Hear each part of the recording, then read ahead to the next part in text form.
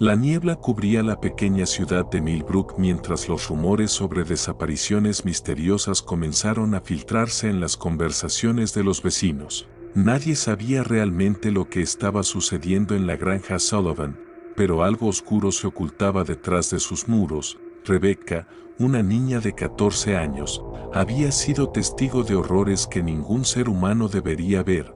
Desde su llegada a la granja, había notado la atmósfera opresiva y los susurros de los empleados, conocidos como los Constants, quienes parecían manejar un sistema organizado de secuestro y comercio de niños. La casa estaba llena de habitaciones cerradas, sótanos ocultos y registros que documentaban la llegada y salida de los niños como si fueran mercancía. Rebecca recordó cómo los Constants discutían otras granjas, otros lugares donde niños eran retenidos, movidos de un sitio a otro, comprados y vendidos según especificaciones frías y detalladas. Sus memorias se convirtieron en el primer hilo que permitió a las autoridades empezar a comprender la magnitud de esta empresa criminal. 2 semanas antes del descubrimiento, un hombre bien vestido llegó en un carruaje lujoso acompañado de 2 hombres. Había inspeccionado a Rebecca y a otros 3 niños, examinando dientes, tono muscular y salud general, como si fueran ganado, y se quejó de que estaban demasiado dañados para sus propósitos, dejando tras de sí una carta con requisitos precisos para los niños que deseaba comprar, firmada por H. Blackwood, con dirección de Charleston, Carolina del Sur. Al investigar, las autoridades descubrieron que Henry Blackwood era un acaudalado dueño de plantaciones que desde hacía años adquiría niños, supuestamente como sirvientes domésticos, pero en realidad con fines mucho más siniestros que los de la Operación Sullivan. La conexión con Blackwood abrió una dimensión completamente nueva del caso. Dueños de plantaciones del sur utilizaban esta red de tráfico infantil para obtener trabajadores completamente bajo su control. Los niños traficados no tenían familiares que los buscaran, ni estatus legal, ni esperanza de escapar. Podían ser explotados hasta la muerte sin consecuencias legales. La investigación reveló que varias familias prominentes del sur estaban involucradas en compras similares, usando a los niños no solo como fuerza laboral, sino como sujetos de experimentos médicos, entretenimiento violento y otros fines tan perturbadores que los investigadores no podían documentarlos completamente en sus informes oficiales. A medida que el alcance de la red criminal se hacía evidente, surgieron amenazas contra investigadores, testigos e incluso los niños sobrevivientes. El sheriff Crawford recibió cartas anónimas advirtiéndole abandonar la investigación. El ayudante Webb fue atacado por desconocidos. El Dr. Whitfield enfrentó un boicot de pacientes prominentes. La presión buscaba intimidar y frenar la exposición completa de la red. La situación se volvió aún más peligrosa cuando Timothy, un niño clave que proporcionaba testimonio crucial, desapareció del refugio donde estaba alojado. El mensaje era claro: quienes cooperaran enfrentarían graves consecuencias. Sin embargo, la investigación continuó gracias al apoyo de alguaciles federales que proporcionaron seguridad adicional para los testigos e investigadores. Los niños sobrevivientes fueron trasladados a lugares más seguros y se colocaron guardias armados en la granja Sullivan para protegerla. Evidencia física. El caso se convirtió en una prueba de si el sistema legal estadounidense podía funcionar frente a crímenes cometidos por perpetradores poderosos y ricos. La tensión alcanzó su punto máximo cuando Constance Sullivan fue hallada muerta en su celda de la cárcel. La causa oficial fue suicidio, pero las circunstancias eran sospechosas. Sullivan había sido programada para testificar sobre la red criminal completa, incluyendo los nombres de todos sus contactos y clientes. Su muerte eliminó a la testigo más importante y fuente clave de información sobre la conspiración más amplia. El impacto en el equipo de investigación fue devastador, dejando claro que nadie involucrado estaba seguro. Sin embargo, un desarrollo inesperado cambió todo. Samuel Pierce, un ex empleado de Henry Blackwood, motivado por la culpa, se presentó con pruebas que revelaban la conexión entre la Operación Sullivan y los compradores del sur, Pierce, con documentos detallados y testimonios sobre el destino de los niños vendidos a las plantaciones, proporcionó las piezas finales del rompecabezas, exponiendo el horror completo que sufrían los niños más vulnerables de Estados Unidos. Su declaración ante el gran jurado federal en Richmond se convertiría en uno de los relatos más perturbadores de la historia legal estadounidense. Pierce describió cómo Blackwood manejaba dos sistemas separados: la plantación principal para producción de algodón con trabajo esclavo y los cuartos experimentales donde los niños traficados eran retenidos para experimentos médicos con la complicidad de médicos del Charleston Medical College. Estos experimentos, disfrazados de investigación científica, incluían infecciones deliberadas, pruebas de venenos y cirugías sin anestesia, tratándolos como sujetos de laboratorio desechables. Pierce detalló que 37 niños habían sido vendidos a Blackwood desde la red Sullivan. Solo 4 sobrevivieron lo suficiente para ser transferidos a otros compradores, mientras que el resto murió por experimentos, desnutrición o condiciones brutales en los cuartos experimentales. Sus cuerpos fueron enterrados en tumbas sin marcar. Pierce también reveló reuniones con otros plantadores, empresarios y políticos que discutían compras, evidenciando que la red de tráfico infantil se extendía por todo el país, con diferentes compradores y fines. Uno de los eventos más perturbadores fue una demostración organizada por Blackwood en otoño de 1833 para mostrar la calidad de los niños disponibles y sus posibles usos, donde los asistentes evaluaban a los niños con la misma indiferencia que en una subasta de ganado. Los precios de los niños variaban según edad, condición física y habilidades. Los más jóvenes y manipulables tenían precio más alto, y los niños con características específicas se vendían a tarifas premium. Las ganancias de la red ascendían a cientos de miles de dólares, una fortuna para la época. El equipo de investigación coordinó redadas simultáneas en múltiples ubicaciones en el sur, liberando más de 100 niños adicionales y recolectando evidencia física detallada, registros financieros, correspondencia y listas de compras y ventas. Arrestaron a personas prominentes, incluyendo a Blackwood, 2 médicos del Charleston Medical College y un legislador de Georgia, revelando la magnitud de la organización criminal. La red de tráfico había operado por más de 30 años, involucrando docenas de compradores y vendedores y victimizando a cientos de niños, con niveles de organización y sofisticación sin precedentes. Los experimentos médicos documentados mostraban infecciones deliberadas, pruebas de toxinas y cirugías sin anestesia, con vidas valoradas solo por la información científica obtenida de su sufrimiento. La corrupción permitió la operación. Oficiales de orfanatos y gobiernos locales habían sido sobornados para proveer niños o ignorar desapariciones. Jueces aprobaron adopciones que eran en realidad ventas. Incluso miembros de la ley encubrieron evidencia e intimidaron testigos. Las acciones legales durarían años, enfrentando la riqueza y conexiones políticas de muchos acusados, dificultando la condena. Algunos escaparon. Otros recibieron penas mínimas pese a la gravedad de sus crímenes. La exposición pública de la red tuvo efectos profundos, inspirando la primera legislación federal contra el tráfico infantil, reformas en supervisión de orfanatos y protección legal para niños vulnerables. El caso Sullivan demostró la insuficiencia de la ley estatal ante crímenes interestatales, estableciendo precedentes de autoridad federal ampliada para investigaciones de tráfico humano. La percepción pública cambió. La noción romántica del benefactor caritativo desapareció, reemplazada por la conciencia de la necesidad de supervisión institucional y salvaguardas legales. La frase "otro caso Sullivan" se convirtió en advertencia sobre el abuso de niños vulnerables.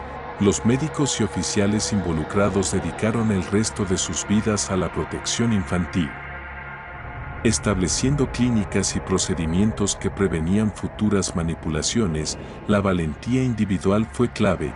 William Hutchinson reportó lo que escuchó. El sheriff Crawford tomó en serio las preocupaciones de la comunidad. Rebecca testificó pese a su trauma. Actos de conciencia moral expusieron uno de los crímenes más atroces en la historia de E.U. El sótano donde 47 niños fueron encontrados encadenados fue sellado por más de un siglo, pero sus ecos de sufrimiento recuerdan la importancia de vigilancia, coraje y compasión. La historia del caso Sullivan muestra que el mal puede esconderse tras fachadas respetables y que incluso los crímenes más horribles pueden ser cometidos por quienes parecen normales en sus comunidades. La noticia del caso Sullivan se extendió como un incendio, atrapando la atención del país entero mientras los detalles más horribles salían a la luz. Las autoridades habían desmantelado parcialmente la red, pero la magnitud del daño era inconmensurable. Los sobrevivientes, aquellos niños que habían soportado años de encierro, abuso físico y psicológico, necesitaban cuidados médicos, terapia y protección constante. Sus mentes y cuerpos estaban marcados para siempre. Rebecca, cuya valentía había desencadenado toda la investigación, vivía bajo constante vigilancia, moviéndose entre hogares de acogida y familias de confianza, mientras los poderosos implicados buscaban silenciar cualquier testimonio que pudiera incriminarlos. Sin embargo, la sombra de la red de tráfico no se limitaba a la granja Sullivan ni a la familia Blackwood. Las cartas, documentos y registros financieros recopilados por Pierce y otros testigos demostraban que el comercio de niños había permeado cientos de comunidades, con complicidad activa de políticos, empresarios, médicos y funcionarios de orfanatos. Cada descubrimiento mostraba patrones sistemáticos, listas de nombres y edades, preferencias por características físicas específicas, evaluaciones de salud y temperamento, precios asignados con precisión como si los niños fueran ganado o maquinaria humana. Las operaciones no solo incluían venta y compra, sino transporte interestatal, almacenamiento en casas seguras, demostraciones para compradores y experimentos que rozaban lo inimaginable. Los niños eran sometidos a torturas disfrazadas de medicina, infecciones deliberadas, exposición a toxinas, privación de alimentos y sueño, cirugía sin anestesia. Sus reacciones eran meticulosamente anotadas en registros que más parecían diarios de sadismo que archivos científicos. Las autoridades descubrieron que Blackwood había establecido métodos de manipulación psicológica. Los niños eran aislados, condicionados a obedecer mediante miedo extremo, castigados sin piedad y vigilados constantemente por hombres armados. Algunos sobrevivientes relataron cómo el ambiente de la plantación estaba impregnado de miedo constante, gritos de niños, cadenas arrastrándose por el suelo, experimentos que comenzaban al amanecer y continuaban hasta la noche, y la presencia siempre amenazante de Blackwood y sus asociados, supervisando cada movimiento, asegurándose de que ningún niño escapara. Samuel Pierce, con su testimonio detallado, también reveló que algunos médicos colaboraban activamente, viendo en los niños no seres humanos, sino sujetos de prueba para teorías y drogas experimentales. Pierce describió reuniones secretas entre Blackwood y otros empresarios y políticos donde se planificaban compras de niños según criterios específicos, habilidades físicas, resistencia al dolor, obediencia, aptitud para trabajos forzados y hasta características estéticas como cabello, color de ojos y contextura.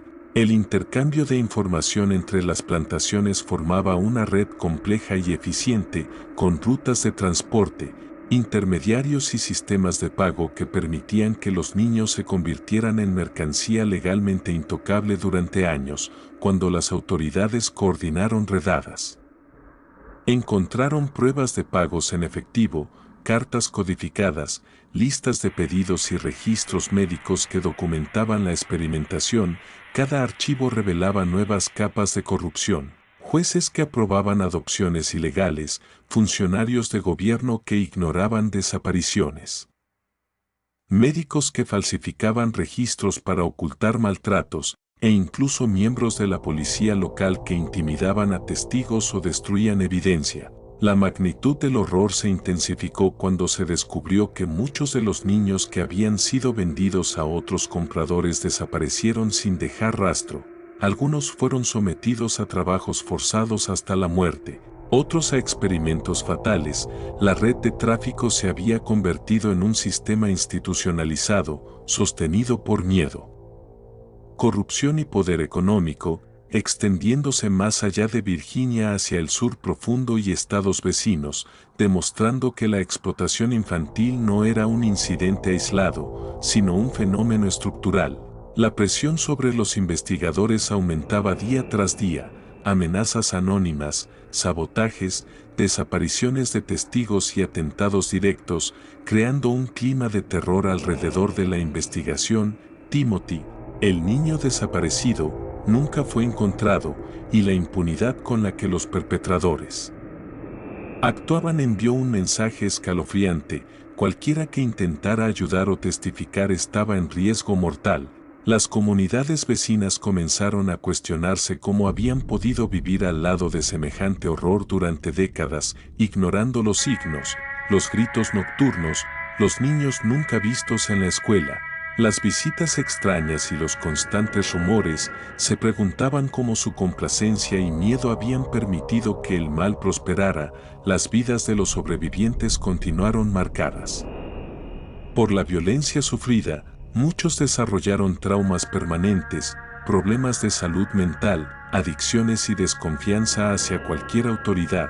Sin embargo, algunos, como Rebecca, lograron reconstruir partes de su vida gracias a la intervención de familias de apoyo y programas de rehabilitación. Aunque la sombra de su pasado siempre estuvo presente, los medios de comunicación cubrieron la historia con intensidad, mostrando al público el alcance de la corrupción, la crueldad y la sofisticación de la red.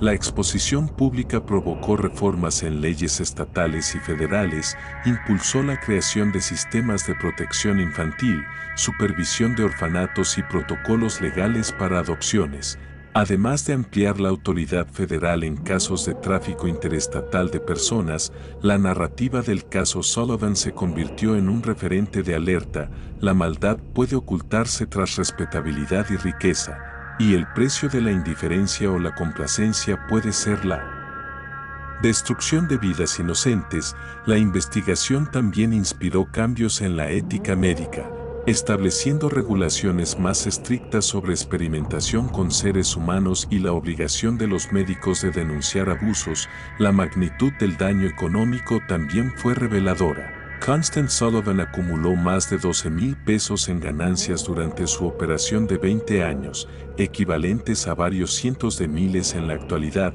la mayor parte nunca recuperada. La granja Sullivan se convirtió en símbolo de la atrocidad. La propiedad fue confiscada y vendida, la casa demolida en 1845, el sótano llenado de concreto y un pequeño cementerio conmemorativo erigido para los niños que murieron, la mayoría de ellos sin nombre conocido. El caso consolidó la conciencia social sobre la necesidad de vigilancia, coraje y acción frente a la explotación infantil, dejando lecciones que trascenderían generaciones, recordando que incluso en comunidades aparentemente normales, la maldad puede florecer si se ignoran los signos. La valentía de individuos aislados, denunciantes, investigadores y sobrevivientes fue crucial para desmantelar la red, demostrando que la conciencia moral puede superar sistemas de explotación profundamente arraigados y poderosos intereses económicos y políticos. Cada documento recuperado, cada testimonio registrado y cada vida salvada construyó un mosaico del horror y la resistencia que marcaría para siempre la historia legal y social estadounidense. El legado de la investigación Sullivan continuó influenciando reformas, ética médica, procedimientos legales y percepción pública, estableciendo precedentes que servirían para enfrentar futuras redes de abuso y tráfico humano. tras la exposición de la red de tráfico infantil. La atención nacional se centró en los procedimientos judiciales, donde se esperaba que los poderosos implicados pagaran por sus crímenes, pero la realidad resultó ser más compleja y perturbadora de lo que nadie imaginaba. La magnitud de la corrupción encontrada en el caso Sullivan hizo que cada juicio fuera un campo minado de intereses políticos, influencia económica y amenazas encubiertas.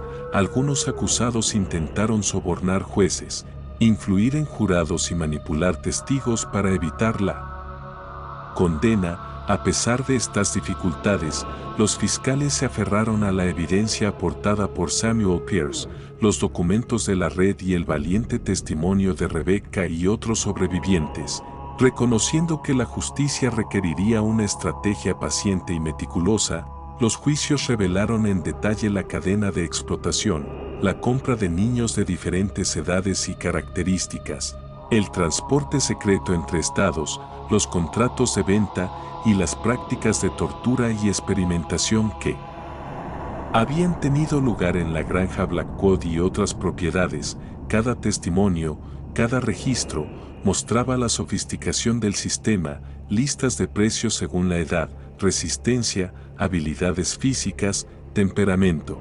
Documentos que describían procedimientos médicos experimentales que incluían intoxicación con drogas, exposición a enfermedades contagiosas, privación de alimentos y sueño, y cirugía sin anestesia. Los niños eran tratados como objetos, y cualquier desviación de las expectativas de los compradores resultaba en castigos brutales o muerte inmediata. La narrativa del caso se volvió aún más aterradora cuando se conocieron los detalles de reuniones secretas entre los compradores más poderosos. Se documentaron eventos donde los niños eran exhibidos como productos, evaluados por su obediencia, resistencia y capacidades físicas, y en los cuales los asistentes decidían qué niños comprar para sus fines específicos, desde trabajo forzado hasta experimentación médica, e incluso formas de entretenimiento cruel. La exposición de estas reuniones provocó un escándalo que atravesó los límites de la ética y la decencia, y que impactó a la opinión pública, dejando claro que la explotación infantil se había institucionalizado bajo la apariencia de respetabilidad y riqueza. La presión sobre los investigadores se intensificó, amenazas directas, sabotajes, desapariciones de testigos y ataques anónimos continuaron, demostrando que la red tenía aún poderosos aliados que deseaban proteger sus secretos. El caso se convirtió en una batalla entre la justicia y la corrupción estructural. Cada avance en la investigación requería valentía, estrategia y protección constante de los sobrevivientes, testigos y fiscales. Los sobrevivientes, muchos de ellos adolescentes, enfrentaban un trauma psicológico profundo. Los efectos a largo plazo incluían ansiedad, depresión, problemas de confianza y, en algunos casos, desórdenes de personalidad y adicciones. Sin embargo, algunos, como Rebecca, pudieron reconstruir su vida gracias a familias de acogida y apoyo terapéutico intensivo, aunque la sombra de su pasado permaneció. A medida que los juicios avanzaban, se descubrieron nuevas ramificaciones del tráfico. Documentos antiguos y cartas revelaron operaciones pasadas, compradores desconocidos y rutas de transporte aún activas, confirmando que el Sullivan Network no era un incidente aislado sino parte de un sistema nacional que había operado durante décadas, oculto a la vista pública. La magnitud del daño humano era escalofriante. Cientos de niños habían sido víctimas, muchos muertos, otros desaparecidos, y los sobrevivientes enfrentaban una lucha constante por reconstruir su identidad y su vida después de años de abuso y maltrato sistemático. Cada documento incautado en las redadas, cartas, registros financieros, diarios de los perpetradores, pintaba un cuadro detallado de crueldad y cálculo frío, mostrando que el mal no era espontáneo sino estructural, planificado y mantenido por codicia, corrupción y miedo. La cobertura mediática intensificó la presión pública. Periódicos, panfletos y publicaciones dedicaron ediciones completas a los hallazgos. describiendo con detalles horribles los métodos de control, abuso y explotación, y fomentando un debate nacional sobre la necesidad de leyes federales para proteger a los niños. La exposición del caso también generó reformas en la ética médica. Los médicos involucrados fueron expulsados y encarcelados, y las instituciones médicas comenzaron a implementar regulaciones estrictas sobre experimentación con seres humanos, obligando a reportar abusos y creando protocolos de supervisión.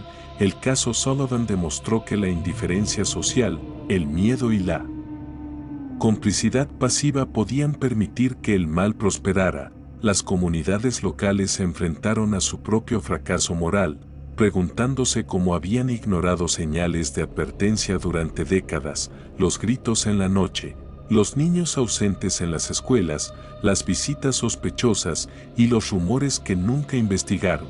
La historia de la red de tráfico y las atrocidades cometidas se convirtió en una advertencia permanente sobre los peligros de la complacencia, el silencio y la apariencia de respetabilidad. A pesar de la magnitud de los crímenes, la valentía de unos pocos fue crucial. William Hutchinson al denunciar lo que escuchó, Sheriff Crawford al tomar en serio las denuncias de la comunidad, Rebecca al testificar pese al trauma, y Samuel Pierce al aportar evidencia irrefutable. Sus actos individuales demostraron que la conciencia moral podía desafiar sistemas de corrupción profundamente arraigados y poderosos intereses económicos y políticos. Los juicios concluyeron con algunas condenas ejemplares. Ezra Sullivan fue ejecutado públicamente, Blackwood murió en prisión bajo circunstancias sospechosas, y los médicos implicados cumplieron largas condenas. Aunque muchos otros ricos y poderosos escaparon de la justicia gracias a su influencia, sin embargo, el caso tuvo un impacto social inmediato. Leyes estatales y federales fueron reformadas, se crearon sistemas de protección infantil, y se establecieron precedentes legales que fortalecieron la intervención federal. En casos de tráfico interestatal, la conciencia pública sobre la vulnerabilidad de los niños y la necesidad de supervisión y control institucional se transformó para siempre. La granja Sullivan se convirtió en un símbolo del horror, la propiedad fue demolida, el sótano sellado, y un pequeño cementerio conmemorativo erigido, aunque la mayoría de los nombres de los niños permanecen desconocidos. Los sobrevivientes comenzaron su lento proceso de recuperación, algunos alcanzando vidas relativamente normales, otros enfrentando problemas crónicos derivados del trauma, y todos llevando consigo cicatrices físicas y emocionales que durarían toda la vida. La documentación del caso, los registros judiciales, los testimonios y los hallazgos continuaron proporcionando material para investigaciones posteriores y reformas, convirtiéndose en un recurso histórico invaluable para entender la explotación infantil, la corrupción y la resiliencia humana frente a la maldad sistemática. La historia de la Red Sullivan se convirtió en un referente de estudio para criminólogos, historiadores, legisladores y activistas, demostrando cómo un grupo de personas comprometidas y valientes puede desafiar incluso los sistemas de abuso más enraizados y sofisticados, y cómo la conciencia y acción individual pueden cambiar el curso de la justicia y la historia social.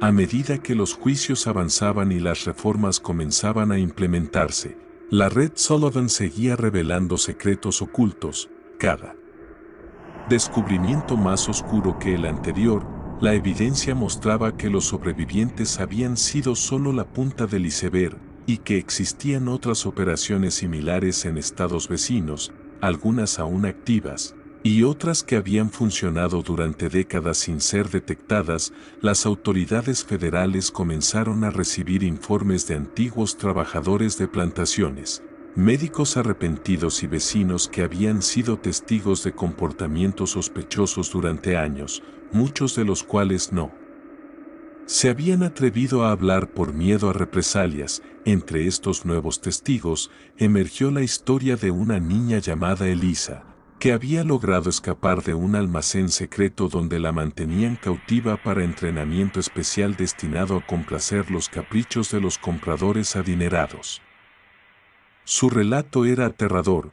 Describió cómo los niños eran manipulados psicológicamente, privados de comida y agua, y sometidos a ejercicios físicos extenuantes combinados con castigos extremos para asegurar obediencia absoluta.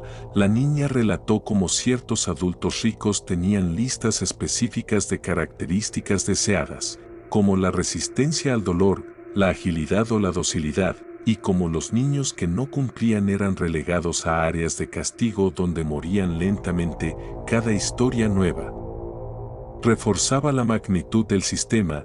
La red había funcionado como un mercado nacional, con compradores de Carolina del Sur, Georgia, Virginia y más allá, cada uno con preferencias específicas, y con transportes secretos que incluían carretas lujosas y barcos discretos, con conductores que se habían especializado en trasladar niños sin ser detectados. Las investigaciones sobre el personal médico involucrado revelaron niveles de perversión sistemática. Se utilizaban enfermedades contagiosas, toxinas, cirugías sin anestesia y tratamientos químicos para experimentar, documentando cuidadosamente cada efecto en los niños. Las notas detalladas mostraban que los perpetradores se habían obsesionado con catalogar reacciones individuales, con tablas de supervivencia, gráficos de resistencia al dolor y diarios de comportamiento que parecían registros de laboratorio, convirtiendo a los niños en simples sujetos de estudio. La atención pública creció cuando se supo que ciertos políticos y empresarios habían participado activamente en estas compras, utilizando su poder para encubrir la red y proteger a otros implicados, lo que generó una crisis de confianza en el gobierno local y federal. La presión social y mediática forzó que se publicaran los nombres de los compradores, y muchos de ellos enfrentaron escarnio público, aunque algunos escaparon de la justicia mediante influencia política o sobornos. A medida que los juicios se prolongaban, los investigadores también descubrieron un componente aún más siniestro: la manipulación de documentos oficiales para ocultar la desaparición de niños y la complicidad de instituciones de caridad que habían facilitado las adopciones fraudulentas. Los registros mostraban que algunos orfanatos habían vendido niños directamente a la red, mientras que otros funcionarios locales cerraban los ojos, incentivados por sobornos o miedo. El nivel de corrupción era tan profundo que incluso ciertos sheriffs y jueces habían formado parte activa del encubrimiento, lo que obligó a reformar sistemas de supervisión judicial y policial para prevenir que la red pudiera operar nuevamente. Las historias de los sobrevivientes eran escalofriantes. Algunos habían sido testigos de la muerte de amigos, hermanos o compañeros en sus propias manos, y habían sido forzados a mantener silencio bajo amenaza de muerte. La psicología de estos niños quedó marcada para siempre. Pesadillas recurrentes, miedo a figuras autoritarias, dificultades para confiar en adultos y un trauma que afectaría todas sus relaciones futuras. Sin embargo, la valentía de unos pocos permitió que la verdad se conociera. Samuel Pierce continuó proporcionando evidencia adicional, incluyendo diarios privados de Blackwood, registros financieros detallados y correspondencia con otros compradores, revelando la red de conexiones que facilitaba la explotación.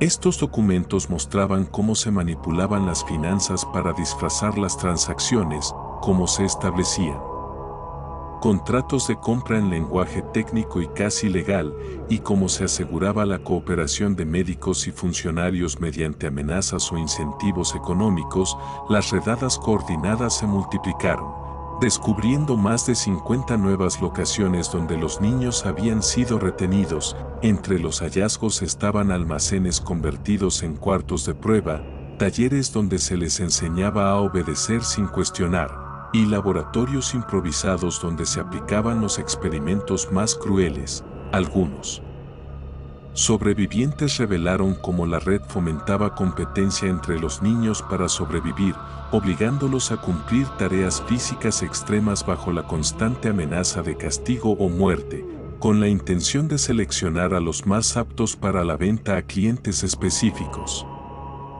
La magnitud del abuso sistemático era tal que incluso los investigadores más experimentados se sintieron horrorizados y emocionalmente afectados, enfrentándose al dilema de proteger su propia salud mental mientras documentaban cada atrocidad. Las pruebas acumuladas sirvieron para una segunda serie de juicios, donde se incluyeron nuevos perpetradores y cómplices. Entre los condenados se encontraban médicos adicionales, capataces de plantaciones, funcionarios de gobierno y empresarios que habían participado activamente en la explotación y encubrimiento de la red.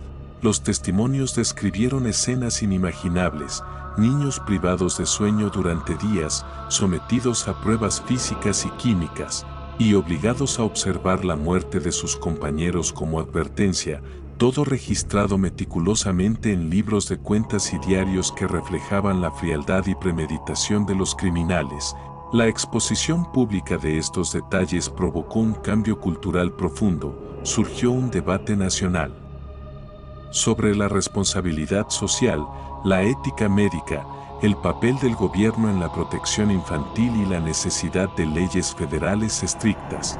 Las reformas legales incluyeron el establecimiento de registros centralizados de adopciones, inspecciones regulares de orfanatos y residencias de cuidado infantil, la creación de protocolos de denuncia obligatoria para profesionales y ciudadanos, y penas más severas para tráfico de menores y complicidad institucional. El caso también inspiró a reformadores sociales, médicos y educadores a crear organizaciones de protección infantil, clínicas de salud mental para víctimas de abuso, y programas de seguimiento a largo plazo para garantizar que los sobrevivientes recibieran apoyo continuo. El impacto psicológico de la exposición del caso fue profundo. La sociedad comenzó a cuestionar la aparente respetabilidad de familias y personas adineradas y se generó una conciencia colectiva sobre la necesidad de vigilancia comunitaria para proteger a los más vulnerables. Sin embargo, a pesar de los avances legales y sociales, los recuerdos de los niños sobrevivientes seguían siendo un recordatorio constante de la magnitud del horror. Muchos no podían olvidar los rostros de aquellos que murieron, las condiciones extremas de cautiverio y los actos de crueldad sistemática que habían soportado. Elisa, Rebecca y otros sobrevivientes se convirtieron en símbolos de resiliencia, testigos vivos del valor humano frente a la maldad organizada, y sus historias inspiraron generaciones a luchar contra el abuso, la corrupción y la indiferencia. La red Sullivan, aunque desmantelada, dejó cicatrices profundas en la conciencia pública, demostrando que el mal puede ocultarse bajo la apariencia de riqueza y respeto, y que la justicia depende tanto del coraje individual como de la fuerza institucional.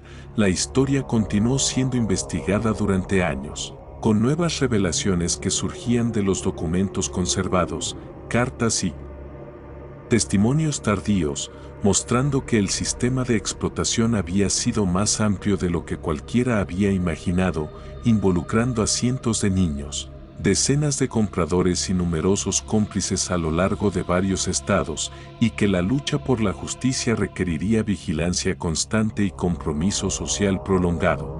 Mientras los juicios continuaban y la sociedad absorbía la magnitud de la red Sullivan, la atención pública se mantuvo en un estado de horror y fascinación, con cada nuevo testimonio revelando capas adicionales de crueldad sistemática que habían permanecido ocultas durante décadas. La magnitud de la explotación infantil era tan vasta que los investigadores se encontraron con un dilema constante: documentar cada detalle espantoso mientras protegían su propia estabilidad emocional y aseguraban la seguridad de los sobrevivientes. Entre los hallazgos más impactantes se encontraban diarios detallados de compradores que describían la selección de niños por características físicas y psicológicas, instrucciones precisas sobre cómo mantenerlos dóciles y obedientes, y notas sobre experimentos médicos brutales que variaban desde la privación de alimento y agua hasta la exposición a toxinas, enfermedades y procedimientos quirúrgicos sin anestesia. Estos documentos demostraban una planificación meticulosa, fría y deliberada, revelando que la red operaba con la precisión de una corporación, solo que en lugar de productos, comerciaban con vidas humanas. La exposición de la red llevó a un escrutinio sin precedentes de las instituciones que habían permitido que existiera: orfanatos, hospitales, casas de caridad y oficinas gubernamentales fueron investigados minuciosamente, y se descubrió que muchos funcionarios habían recibido sobornos o habían actuado por miedo, asegurando la impunidad de los perpetradores durante décadas. A medida que se conocían estos detalles, la sociedad comenzó a cuestionar el mito de la respetabilidad y la moralidad superficial, dándose cuenta de que la apariencia de bondad o posición social no garantizaba ética ni compasión, y que el mal podía prosperar bajo el velo de la riqueza y la influencia política. Los sobrevivientes continuaron enfrentando un camino tortuoso. Muchos lidiaban con traumas profundos, desconfianza crónica, problemas de salud mental y dificultades para integrarse en la sociedad, mientras otros, como Rebecca y Elisa, se convirtieron en voces cruciales para la concienciación y la reforma, narrando sus experiencias en privado para guiar políticas de protección infantil y programas de apoyo psicológico. La presión mediática fue inmensa, con periódicos cubriendo los juicios, publicando cartas, registros financieros y correspondencia de los implicados, lo que provocó que la opinión pública exigiera justicia inmediata y reformas legales. Los juicios de Henry Blackwell y sus cómplices marcaron un antes y un después en la historia legal estadounidense.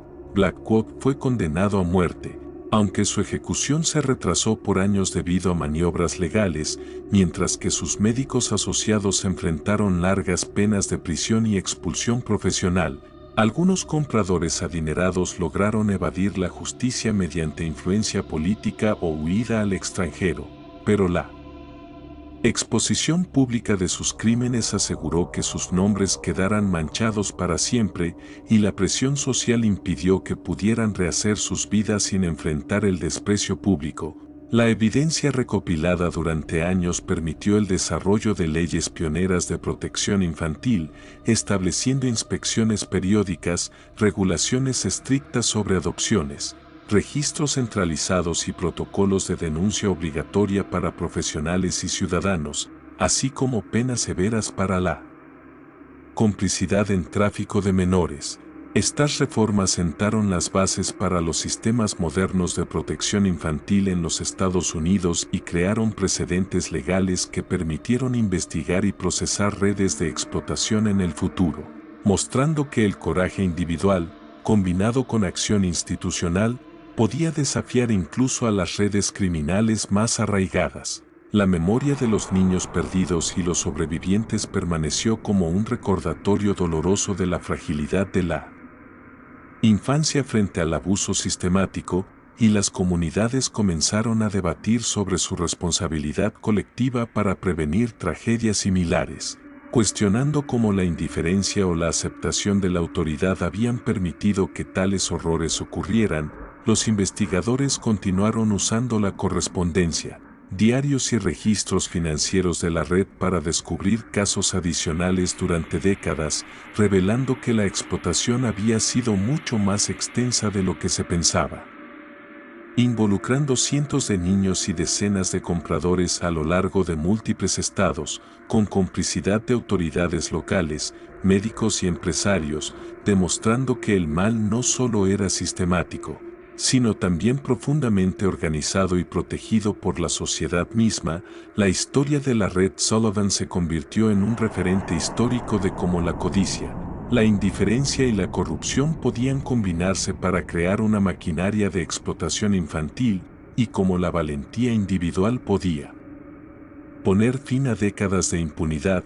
Los sobrevivientes, aunque marcados de por vida, se convirtieron en símbolos de resiliencia, con sus historias utilizadas para capacitar a trabajadores sociales, educadores, policías y legisladores sobre la detección y prevención del abuso infantil, asegurando que futuras generaciones estuvieran mejor protegidas. La demolición de la casa Sullivan y el sellado del sótano donde 47 niños fueron encontrados encadenados representó un acto simbólico de justicia, mientras que el pequeño cementerio conmemorativo recordaba a las víctimas cuyos nombres se habían perdido en la historia, enseñando a la sociedad que la memoria de los más vulnerables debe preservarse como garantía de vigilancia y conciencia moral.